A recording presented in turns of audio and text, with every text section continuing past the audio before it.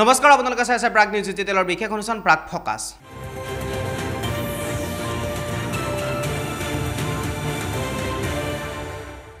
অসম চৰকাৰৰ যি ঘোষণা কৰিলে ষষ্ঠ শ্ৰেণীৰ পৰা অংক আৰু বিজ্ঞান বিষয়ত আসলতে ইংৰাজী ভাষাত পঢ়াব লাগিব ইংৰাজী ভাষা পঢ়িব লাগিব ছাত্ৰ ছাত্ৰীসকলে আৰু এই বিষয়ক লৈ ইতিমধ্যে আসু সৰব হৈ উঠিছে আৰু আসুৱে এই বিষয়ক লৈ ইতিমধ্যে মাত মাতা পৰিলক্ষিত হৈছে আসুৱে এই বিষয়ক লৈ ইতিমধ্যে আন্দোলন কৰাৰ হুংকাৰ দিছে আৰু মাহজোৰা আন্দোলন কৰিব এই বিষয়ক লৈ আজিৰে পৰা মাহজোৰা আন্দোলন কৰিব আসুৱে ষষ্ঠ শ্ৰেণীৰ পৰা অংক আৰু বিজ্ঞানৰ পাঠ্যক্ৰম ইংৰাজীত পাঠদানৰ সিদ্ধান্ত গ্ৰহণ কৰি ৰাজ্য চৰকাৰে ইতিমধ্যে বিদ্যালয়সমূহলৈ ইংৰাজী ভাষাৰ পাঠ্যপুথি প্ৰেৰণ কৰাৰ সময়তে শিক্ষা বিভাগৰ মাতৃভাষা বিৰোধী স্থিতিৰ বিৰুদ্ধে আজিৰে পৰা সৰব হৈ উঠিল সদৌ অসম ছাত্ৰ সন্থা চৰকাৰে গ্ৰহণ কৰা সিদ্ধান্তৰ সময়তে আসুৱে ইয়াৰ বিৰোধিতা কৰাত শিক্ষামন্ত্ৰীয়ে আলোচনাৰ বাবে মতাই নাছিল যদিও পুনৰ এলানি আলোচনাৰ প্ৰস্তাৱ দিও আজিলৈকে আলোচনা নকৰাৰ কথা উল্লেখ কৰিছে ৰাজ্য চৰকাৰে আৰু ৰাজ্য চৰকাৰে বিদ্যালয়সমূহত ইংৰাজীত পাঠদানৰ বাবে পাঠ্যপুথি প্ৰণয়ন কৰাত তীব্ৰ ক্ষোভ প্ৰকাশ কৰে ছাত্ৰ সন্থাই সদৌ অসম ছাত্ৰ সন্থাই তীব্ৰ ক্ষোভ প্ৰকাশ কৰিছে আৰু মাতৃভাষা বিৰোধী যি সিদ্ধান্ত গ্ৰহণ কৰিলে সেই সিদ্ধান্তৰ বিৰোধিতা কৰি প্ৰত্যাহাৰৰ দাবী জনাইছে আৰু তাৰ প্ৰত্যাহাৰৰ দাবী জনাই ইতিমধ্যে আসুৱে মাহজোৰা আন্দোলন কৰাৰ ইতিমধ্যে কথা ঘোষণা কৰিছে যিহেতুকে 28 মেৰ পৰা অৰ্থাৎ আজিৰে পৰা মাহজোৰা আন্দোলন ঘোষণা কৰিছে আসুৱে আৰু চৰকাৰে আন্দোলনৰ পথ লোৱাৰ বিকল্প পথ নাৰাখিলে বুলি ইতিমধ্যে আসুৱে উল্লেখ কৰিছে আৰু সংগঠনটো নেতৃবৰ্গই শান্তিপূৰ্ণ আৰু অহিংস আৰু গণতান্ত্ৰিকভাৱে আন্দোলনৰ কাৰ্যসূচী গ্ৰহণ কৰাৰ কথা ইতিমধ্যে আসুৱে কৈছে আৰু ছাত্ৰ ছাত্ৰীসকলৰ শৈক্ষিক জীৱনত কোনো ধৰণৰ আঁচু নপৰে বুলিও সদৌ অসম ছাত্ৰ সন্থাই ইতিমধ্যে স্পষ্ট কৰিছে আৰু আজি যি 28 মেত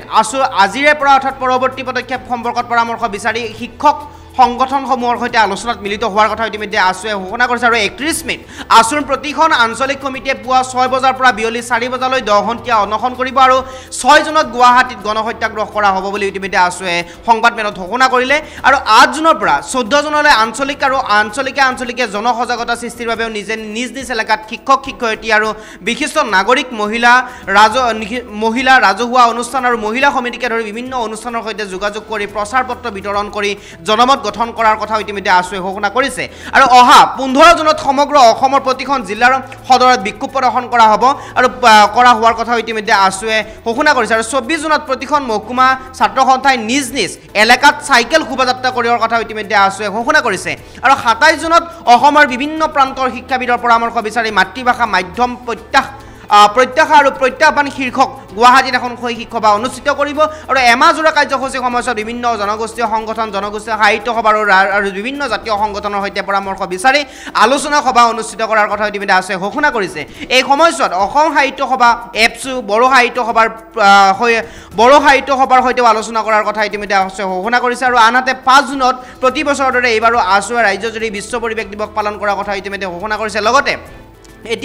এতিয়া প্ৰশ্নটো উত্থাপন হৈছে যে আসুৱে যি মাধ্যম আন্দোলনৰ কথা বা ভাষাৰ আন্দোলনৰ কথা যি আসলতে উল্লেখ কৰিলে যিহেতুকে অসম চৰকাৰে যি ষষ্ঠ শ্ৰেণীৰ পৰা অংক আৰু বিজ্ঞান বিষয়ত ইংৰাজী ভাষাত আসলতে কৰাৰ কথা ইতিমধ্যে উল্লেখ কৰিলে আৰু সেই বিষয়টোক লৈ ইতিমধ্যে আসু সৰব হৈ উঠিছে আৰু আসুৱে ইতিমধ্যে সংবাদমেল ঘোষণা কৰিলে যোৱাকালি সংবাদমেলত সেই কথা উল্লেখ কৰিলে যে আজিৰে পৰা মাহজোৰা কাৰ্যসূচী আৰম্ভ হ'ব মাহজোৰা আসলতে আসুৱে আন্দোলন কৰিব যিহেতুকে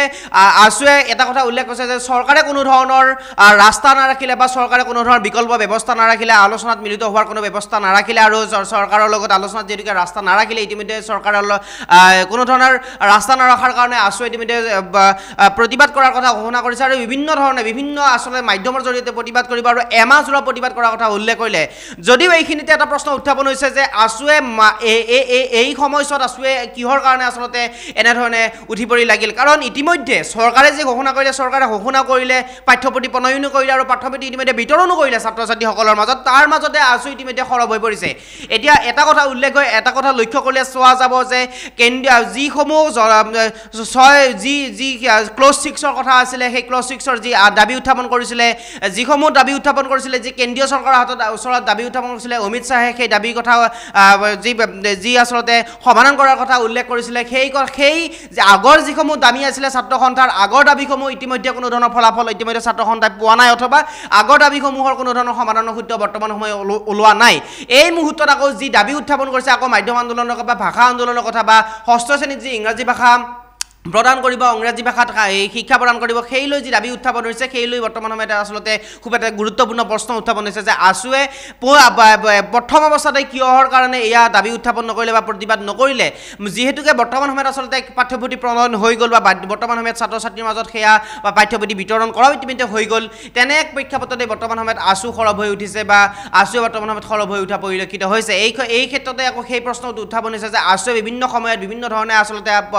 পূৰ্বে বিভিন্ন দাবী উত্থাপন কৰি আহিছিলে সেই দাবী কিন্তু বৰ্তমানত ফলপ্ৰসূ হোৱা নাই বা সেই দাবী বৰ্তমান সময়ত কোনো ধৰণৰ সমাধানৰ সূত্ৰ ওলোৱা নাই এয়া ছয় জনগোষ্ঠী জনজাতিকৰণৰ দাবীয়ে হওক বা বিভিন্ন ক্ষেত্ৰতেই হওক বা কা আন্দোলনৰ ক্ষেত্ৰতেই হওক বিভিন্ন ক্ষেত্ৰত আচলতে কেন্দ্ৰীয় চৰকাৰৰ ওচৰত দাবী উত্থাপন কৰিছিলে বা অমিত শ্বাহে বিভিন্ন ক্ষেত্ৰত আশ্বাস প্ৰদান কৰিছিলে সেই আশ্বাস কিন্তু আশ্বাস হৈয়ে থাকিল বৰ্তমান সময়ত কোনো ধৰণৰ সমাধানৰ সূত্ৰ ওলোৱা নাই আৰু এতিয়া এটা কথা উল্লেখ হৈছে যে এটা কথা প্ৰশ্ন উত্থাপন হৈছে যে আছুৱে কিন্তু বৰ্তমান সময়ত যি আচলতে পাঠ্যপুথি প্ৰণয়ন হ'ল বা পাঠ্যপুথি বিতৰণ হ'ল তাৰ মাজতে কিন্তু আছু যি সৰব হৈ উঠিছে সেই ক্ষেত্ৰত কিন্তু এটা একাংশই এতিয়া প্ৰশ্ন উত্থাপন কৰিছে যে আছুৱে কিয় বা এই মাজ সময়তেই কিহৰ কাৰণে আছুৱে আচলতে এয়া প্ৰতিবাদ কৰা পৰিলক্ষিত কিয় প্ৰতিবাদ কৰিলে বা প্ৰতিবাদ কৰাৰ প্ৰশ্ন ক'ত তেনেধৰণে কিছুমান একাংশই এতিয়া প্ৰশ্ন উত্থাপন কৰিছে আৰু সেইফালৰ পৰা যদি চাব যাওঁ কিন্তু আছুৱে পূৰ্বেও কিন্তু বিভিন্ন সময়ত বিভিন্ন স্পৰ্শাকাতৰ বিষয় বা জ্বলন্ত কিছুমান বিষয়ৰ ক্ষেত্ৰত আছুৱে কোনো ধৰণৰ মাত মতা পৰিলক্ষিত হোৱা নাছিল এতিয়া যদি ক'ব যাওঁ সেয়া মাধ্যম যি হাইস্কুল শিক্ষান্ত পৰীক্ষাৰ ক্ষেত্ৰত যি খেলিমেলি লাগিল সেই খেলিমেলি লগাৰ ক্ষেত্ৰতো কিন্তু আছু কিছু সংখ্যকে আছু নেতৃবৰ্গ কেন্দ্ৰীয় নেতৃবৰ্গ কিছু ক্ষেত্ৰত আচলতে পিছ পৰি থকাও পৰিলক্ষিত হৈছে বা তেনেকুৱা ধৰণৰ কিছু জ্বলন্ত সমস্যা বা শৈক্ষিক জীৱনৰ লগত জড়িত কিছুমান ছাত্ৰ ছাত্ৰীৰ শৈক্ষিক জীৱনৰ লগত জড়িত কিছু কথাত কিন্তু আছুৱে মাত মতা পৰিলক্ষিত হোৱা নাছিল তেনে ক্ষেত্ৰত কিন্তু এতিয়া প্ৰশ্ন উত্থাপন কৰিছে একাংশই আৰু এইটোও ক'ব লাগিব যে বৰ্তমান সময়ত অসমৰ মুখ্যমন্ত্ৰী ডক্টৰ হিমন্ত বিশ্ব শৰ্মাই যে এটা কথা উল্লেখ কৰিছিলে যে যিটো প্ৰতিবাদ বিৰোধী প্ৰতিবাদ নোহোৱা এখন অসম লাগে বা প্ৰতিবাদ নকৰা এখন অসম লাগে বা প্ৰতিবাদ কৰিব নালাগে বা যিকোনো কথাত প্ৰতিবাদ কৰিব নালাগে বা ধৰণা দিব নালাগে কোনো ধৰণৰ তেনেকুৱা ধৰণৰ অপ্ৰীতিকৰ ঘটনাৰ সৃষ্টি কৰিব নালাগে তেনেকুৱা এটা প্ৰেক্ষাপটত যি মুখ্যমন্ত্ৰী আহ্বান জনাইছে তেনে এটা প্ৰেক্ষাপটত বিপৰীতমুখ প্ৰদৰ্শন কৰিছে সদৌ অসম ছাত্ৰ সন্থাই যেতুকে মুখ্যমন্ত্ৰী ডক্টৰ হিমন্ত বিশ্ব শৰ্মাই যি প্ৰতিবাদ নকৰাৰ কথা উল্লেখ কৰিছে বা প্ৰতিবাদ কৰিব নালাগে তেনেকুৱা ধৰণৰ কথা কিছুমান উল্লেখ কৰিছে বা মন্তব্য প্ৰকাশ কৰিছে তেনে এটা প্ৰেক্ষাপটতে কিন্তু সদৌ অসম ছাত্ৰ সন্থাই প্ৰতিবাদ কৰাৰ কথা ঘোষণা কৰিছে বা মাজৰা আন্দোলন কৰিব এতিয়া আজিৰে পৰা আৰম্ভ হ'ব মহা আন্দোলন যি এমাহজোৰা আন্দোলন কৰিব যি ভাষাক লৈ এমাহজোৰা আন্দোলন কৰিব তেনে এটা প্ৰেক্ষাপটতে কিন্তু এতিয়া প্ৰশ্ন উত্থাপন হৈছে যে অসমৰ জনতাই এইবাৰ আছুক বা সদৌ অসম ছাত্ৰ সন্থাক সঁহাৰি জনাবনে নজনাই বা সদৌ অসম ছাত্ৰ সন্থাৰ যি কাৰ্যসূচী সেই কাৰ্যসূচীত আছুৱে এইবাৰ মতামত দিবনে নিদিয়ে সেয়াও প্ৰশ্ন উত্থাপন হৈছে কাৰণ মুখ্যমন্ত্ৰী ডক্টৰ হিমন্ত বিশ্ব শৰ্মাই সেই কথা উল্লেখ কৰিছে যে কোনো ধৰণৰ প্ৰতিবাদ কৰিব নালাগে কোনো ধৰণৰ ধৰ্ণা কাৰ্যসূচী ল'ব নালাগে অসমত তেতিয়াহে অসম শান্তি থাকিব শান্তি শৃংখলা অসমত তেতিয়াহে অটুট থাকিব তেনেকুৱা ধৰণৰ মন্তব্য প্ৰকাশ কৰিছে এতিয়া প্ৰশ্ন উত্থাপন হৈছে যে আছু সদৌ অসম ছাত্ৰ সন্থাৰ লগত অসমবাসী থাকিবনে ডক্টৰ হিমন্ত বিশ্ব শৰ্মাৰ যি মন্তব্য প্ৰকাশ কৰিছে সেই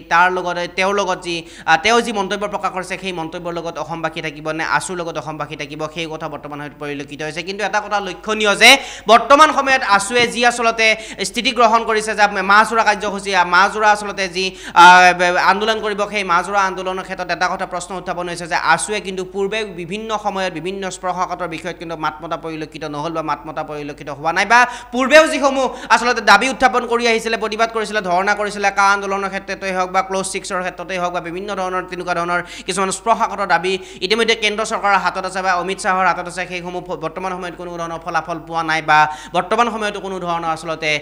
আছুৱে যি আন্দোলন কৰি গৈছিলে সেই কোনো ধৰণৰ কিন্তু সেয়া কিছু সংখ্যকৰ ক্ষেত্ৰত বা কিছু বিষয়ৰ ক্ষেত্ৰত কিন্তু বৰ্তমানৰ কিন্তু সমাধানৰ সূত্ৰ আছুৱে উলিয়াব পৰা নাই তেনে এটা সময়তে কিন্তু আছুৱে আকৌ যি মাজোৰা আন্দোলন কাৰ্যসূচী ঘোষণা কৰিছে সেয়া পৰৱৰ্তী সময়ত লক্ষণীয় হ'ব কিমান দূৰ সফলতা লাভ কৰিব পাৰে বা পৰৱৰ্তী সময়ত সেয়া আচলতে গ্ৰহণযোগ্য সেয়া পৰৱৰ্তী সময়ত দেখা পোৱা পৰিলক্ষিত হ'ব যে কিমান দূৰ আচলতে আছুক জনসাধাৰণে সঁহাৰি জনায় বা মুখ্যমন্ত্ৰী হিমন্ত বিশ্ব শৰ্মাৰ যি মন্তব্য সেই মন্তব্য সঁহাৰি জনায় আছুৱে কিমান দূৰ সফলতা লাভ কৰিব পাৰে বা এই বিষয়টো সন্দৰ্ভত কিমান দূৰ আছুৱে আচলতে সমাধানৰ সূত্ৰ উলিয়াব পাৰে চৰকাৰৰ পৰা আৰু মই শিক্ষামন্ত্ৰী ৰণোজ পেগুৰ পৰা কিমান দূৰ আচলতে সমাধানৰ সূত্ৰ উলিয়াব পাৰে সেয়া পৰৱৰ্তী সময়ত লক্ষণীয় হ'ব চাই থাকিব প্ৰাগ নিউজ ডিজিটেল।